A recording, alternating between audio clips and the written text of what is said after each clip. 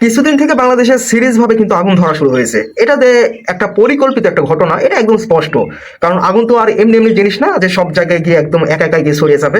তো বিষয়টা একদম স্পষ্ট, এটা একটা পরিকল্পিত একটা ঘটনা। এখানে বোঝার মতো আসলে সেরকম কিছুই নাই, এটা একদম স্পষ্ট। তো তার মধ্যে বলে রাখি, আসলে এই ঘটনাগুলো কারা ঘটাচ্ছে।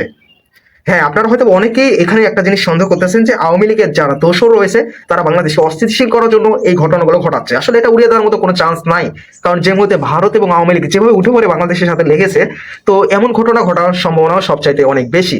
তো শুধুমাত্র আমাদের এই দিকে ফোকাস করলেও কিন্তু চলবে না, আমাদের চোখ কান সব দিকেই খোলা রাখতে হবে। আপনাদের বলে রাখি, এই আগুন ধরাকে কেন্দ্র করে বাংলাদেশের একজন সাবেক সেনা সদস্য খুবই গুরুত্বপূর্ণ কিছু তথ্য দিয়েছেন, যে সেখানে শুধুমাত্র আওয়ামী লীগের উপর যে একটা সন্দেহ করছেন তা কিন্তু না।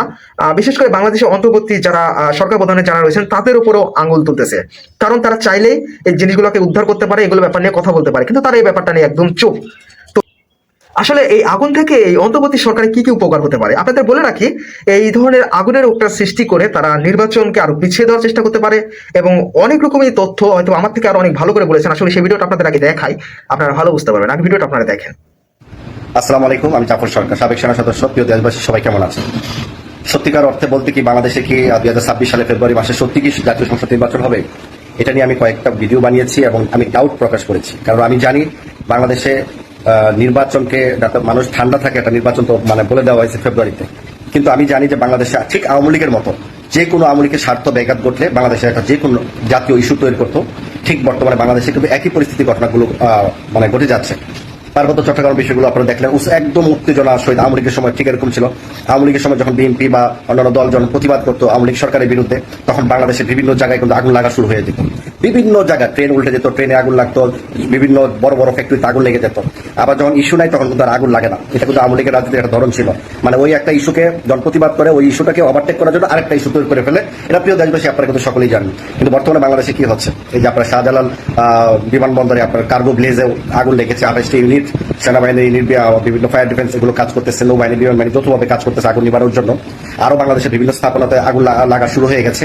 এদিক দিয়ে মনে করেন জামাত ইসলাম পিয়ার ছাড়া নির্বাচনে যাবে না, তারা গণভোট চায়। এদিক দিয়ে এনসিপি অটল, শাপলা মার্কা ছাড়া তাদের নির্বাচন যাবে না, তারা নির্বাচনে কেউ অংশগ্রহণ করবে না শাপলা প্রতীক ছাড়া, এবং তারা নিবন্ধন নিবে না।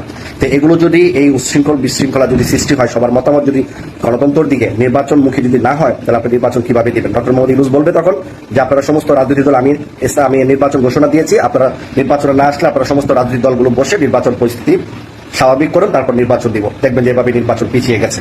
কারণ পিছিয়ে গেলে, আমি আগেও বলেছি, জামাত ইসলামের তাদের ইলেকশনের দরকার নাই, এনসিপির ইলেকশন করার দরকার নাই। কারণ তারা অন্তর্বর্তী সরকারের অধীনে আছে, তারা যা খুশি তাই বাংলাদেশে করতে পারতেছে। বিশ্বাস না হলে আপনারা তদন্ত করে দেখেন, আজ হোক কাল হোক এগুলো কিন্তু বের হবে। আমার কথাগুলো আপনারা রেকর্ড করে রাখবেন এবং সবাই শেয়ার দিবেন, কমেন্ট করবেন, টাইমলাইনে লিখে দিবেন। যদি কোনো একদিন মিথ্যা কথা আপনারা বলতে পারেন, তখন আমার বিরুদ্ধে আপনারা ভিডিও প্রচার করবেন। 2017 সাল থেকে আওয়ামী লীগের বিরুদ্ধে আমরাই কিন্তু সোশ্যাল মিডিয়াতে প্রতিবাদ করে আসছি। কোনোদিন কেউ মিথ্যা প্রমাণ করতে পারে নাই। রাষ্ট্রদ্রোহী মামলা দিয়ে কাতারে জেল খেটেছি। আজ পর্যন্ত কোনো ব্যক্তি, বাংলাদেশের নাগরিক, বিদেশে মাটিতে জেল খেটে নাই। একমাত্র আমি অদম ন্যায়ের পক্ষে, সততার পক্ষে, দুর্নীতির বিপক্ষে কথা বলতে যে মানুষের গণতন্ত্র প্রতিষ্ঠার লক্ষ্যে, গণতন্ত্রের জন্য, মানুষের মৌলিক অধিকারের জন্য আমরা কষ্ট করে গেছি, কথা বলে গেছি আওয়ামী লীগের দুঃশাসনের বিরুদ্ধে। কিন্তু এখন কি আওয়ামী লীগের দুঃশাসনের চাইতো কি কম চলছে? দুর্নীতি হচ্ছে না, চুরি ডাকাতি হচ্ছে না, খুন খারাপি হচ্ছে না, দর্শন কি বাংলাদেশে হয় নাই অন্তর্বর্তী সরকার আমলে? প্রথম যারা ওই যে এনসিপি এবং জামাত চাইছে, ভালো জনগণের কাছে ভালো হতে চাইছে, যে আমরা নির্বাচন চাই না, সংস্কার চাই, তারা এই সংস্কার আজকে 1 বছর উপর পার হইয়া 1.5 বছর রানিং হয়ে যাচ্ছে, 1 বছর উপরে, এখন মধ্যে সংস্কারের নামে কোনো অবকাঠামো আমরা পাই নাই। এখন বাংলাদেশে যে এইভাবেই। ধন্যবাদ সবাইকে এতক্ষণ ভিডিওগুলো দেখার জন্য। তো আসলে এই যে তিনি যে তথ্যগুলো দিলেন, এগুলো কিন্তু ফেলে দেওয়ার মতো কোনো তথ্য নয়। হ্যাঁ, ফ্যাসিস্ট হাসিনা এবং তার দলবল যে এগুলো নিয়ে পরিকল্পনা করতেছে, এটা একদম স্পষ্ট, একদম পানির মতো স্পষ্ট। কারণ আমরা দেখেছি ভারতের থেকে শুরু করে বিভিন্ন কায়দায় কিন্তু বাংলাদেশকে একটা অস্থিতিশীল করার জন্য তারা যে কোনো পরিকল্পনা কিন্তু তারা কিন্তু করে যাচ্ছেন। কিন্তু এই যে সাবেক এই সেনা সদস্য যে তথ্যগুলো তিনি দিলেন, এগুলো কিন্তু ফেলে দেওয়ার মতো কোনো সুযোগ নাই। বাংলাদেশের নির্বাচন আমরা জানি যে 3 মাস পরেই বাংলাদেশে একটা নির্বাচন অনুষ্ঠিত হবে। মূলত সেটাকেই পেছানোর জন্য কোনো পরিকল্পনা হচ্ছে কিনা, এটাকেও কিন্তু ফেলে দেওয়া যাচ্ছে না। আর বিশেষ করে আরো একটা কথা বলতে চাই, বিশেষ করে সেনা সদস্যের উপর গ্রেপ্তারি পরোয়ানা জারি হওয়ার পর থেকেই এই ধরনের ঘটনাগুলো ঘটা শুরু হয়েছে।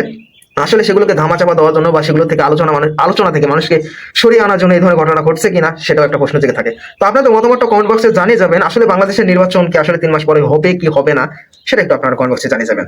তো আসলে এই যে যে ঘটনাগুলো ঘটতেছে এগুলোকে পুঁজি করে আবারও যে মানে এই নির্বাচনটা যে পিছাবে না এর বলা যাচ্ছে না।